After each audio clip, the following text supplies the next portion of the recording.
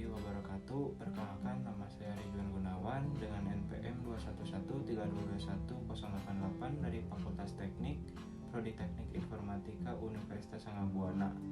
Di sini saya akan memaparkan materi yang saya buat tentang blockchain.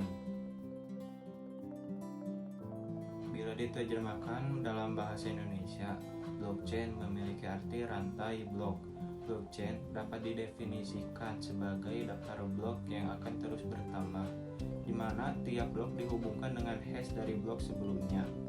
Sebuah blok terdiri dari kumpulan transaksi dengan penanda waktu dan hash dari blok sebelumnya. Secara sederhana, pengertian blockchain adalah suatu sistem penyimpanan transaksi digital. Blockchain akan melakukan pencatatan secara permanen terhadap setiap transaksi yang dilakukan sistem. Sistem tersebut terletak dalam sebuah database publik yang disebut dengan ledger atau buku besar. Buku besar ini bersifat terdistribusi. Transaksi disimpan dalam blok dan tersebar di jaringan peer-to-peer, di mana penyimpanan salinan buku besar sebagai pusat data atau database. Blockchain dirancang guna menyimpan informasi elektronik dengan format digital dan mampu menjaga catatan transaksi dengan aman dan terdesentralisasi. Dikutip dari buku berjudul Blockchain for Dummies yang ditulis oleh Manak Gupta, diuraikan bahwa awalnya blockchain dibentuk dan dikembangkan guna memenuhi suatu kebutuhan yang besar akan sebuah sistem yang bekerja lebih efektif, efisien, hemat biaya, lebih menjamin dan terbukti lebih aman untuk melakukan tugas berupa merekap berbagai transaksi keuangan yang terjadi di masa mendatang. Ide tentang penggunaan blockchain sendiri dibentuk pada tahun 1991, di mana saat itu ada dua orang yang menulis dan menerbitkan sebuah jurnal yang berjudul Journal of Cryptography, How to Timestamp a Digital Document. Dua orang itu adalah Stuart Haber dan Scott Sonnet. Awal mulanya, blockchain dimanfaatkan untuk digunakan pada Bitcoin dan dilakukan pengembangan pada tahun 2009. Pengembangan blockchain dilakukan oleh orang Jepang yang bernama Satoshi Nakamoto. Berbeda dengan uang yang dihasilkan oleh sebuah bank sentral yang masih berbentuk tradisional, keberadaan dari Bitcoin ini sedikit berbeda, di mana Bitcoin tak memiliki sebuah kekuasaan atau otoritas serta tidak memiliki pihak bekerja untuk mengontrolnya. Daripada bergantung sepenuhnya dengan kekuasaan pusat dan hal pengawasan, memperoleh verifikasi serta menyetujui permohonan transaksi, serta untuk mengolah pemasukan uang, Bitcoin lebih memilih diaktifkan menggunakan jaringan dengan koneksi peer-to-peer. Dengan adanya sistem yang aman dan transparan, menjadikan teknologi blockchain memiliki banyak manfaat di berbagai industri. Terdapat beberapa manfaat yang ditawarkan blockchain sehingga menjadikan Internet of Value seperti transaksi permanen menjadi terjamin kebenarannya, pembinaan kepemilikan token jadi lebih mudah, dan sebagainya.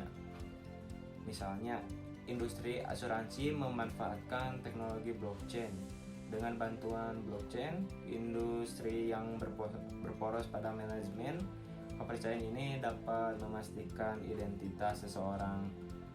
Blockchain dapat digunakan untuk memverifikasi banyak jenis data dalam kontrak asuransi seperti identitas orang yang diasuransikan. Alhasil, risiko fraud dan penipuan pun dapat ditekan. Blockchain merupakan teknologi peer-to-peer di mana integritas informasi digital dilindungi. Blockchain berperan sebagai buku besar transaksi yang terdesentralisasi melalui jaringan peer-to-peer. Buku besar ini mencatat setiap urutan transaksi dari awal hingga akhir. Tiap transaksi dimasukkan ke dalam blok-blok. Setiap blok saling berhubungan antara satu dengan yang lainnya. Daftar transaksi dikunci secara bersamaan dan penanda unik pada setiap blok akan ditambah ke blok berikutnya, sehingga menciptakan rantai yang tidak dapat diubah Sebuah blok biasanya terdiri dari informasi transaksi saat ini dan hash atau kode unik dari blok sebelumnya. Jika salah satu blok dirusak, akan menyebabkan hash blok berupa dan membuat semua blok berikutnya tidak valid. Katakanlah salah satu blok dirusak dan semua hash blok berikutnya dihitung ulang, maka ada kemungkinan rantai blok telah disusupi. Untuk mengatasi masalah ini, ada konsep yang disebut Proof of Work.